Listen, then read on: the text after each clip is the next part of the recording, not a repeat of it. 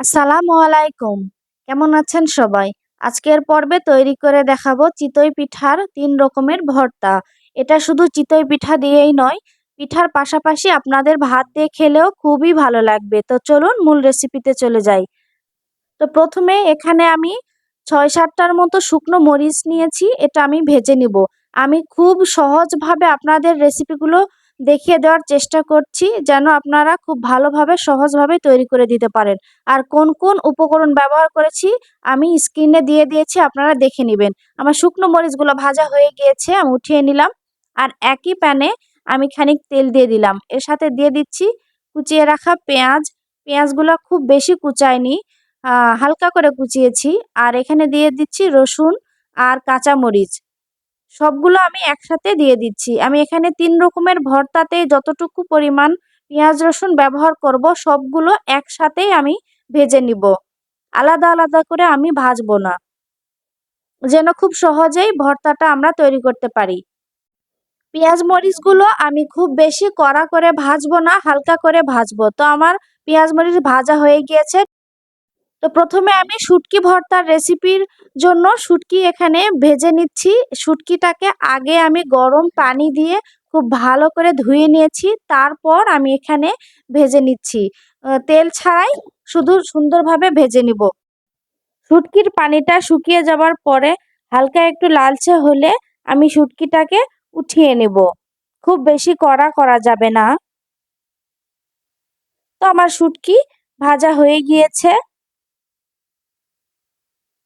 একই প্যানে আমি এখানে ধনেপাতা নিয়েছি।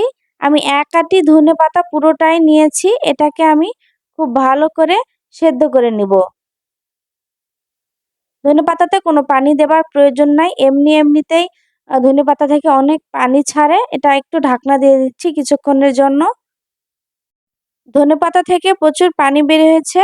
এই পানিতেই ধনেপাতাটা খুব ভালোভাবে সেদ্ধ হয়ে যাবে।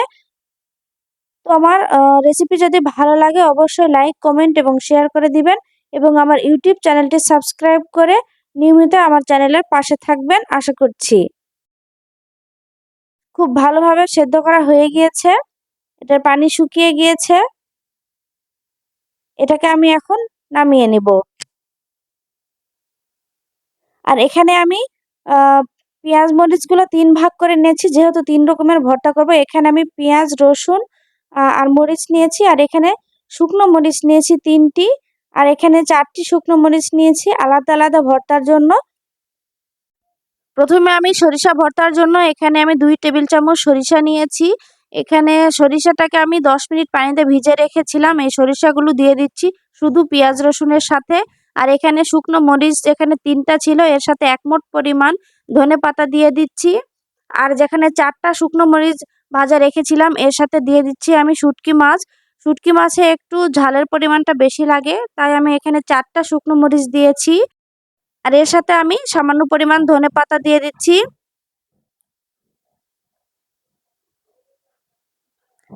আর এখানে আমি দিয়ে দিচ্ছি স্বাদ মতো লবণ। লবণ আর ঝাল আপনারা আপনাদের নিজেদের মতো ব্যবহার করবেন যতটুকু প্রয়োজন।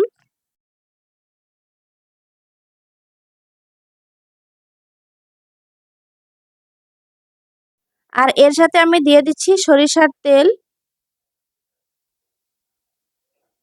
আর এই সবগুলো উপকরণ আমি এখন ভালো করে পাটায় বেটে নিব। তো আমার ভর্তা বাটা হয়ে গিয়েছে। সরিষা ভর্তা, ধনেপাতা ভর্তা এবং শুটকি ভর্তা চিতই পিঠা দিয়ে খেতে খুবই ভালো লাগে। আশা করছি আমার এই ভিডিও আপনাদের ভালো লেগেছে। আজকের মতো বিদায় নিচ্ছি। আল্লাহ হাফেজ।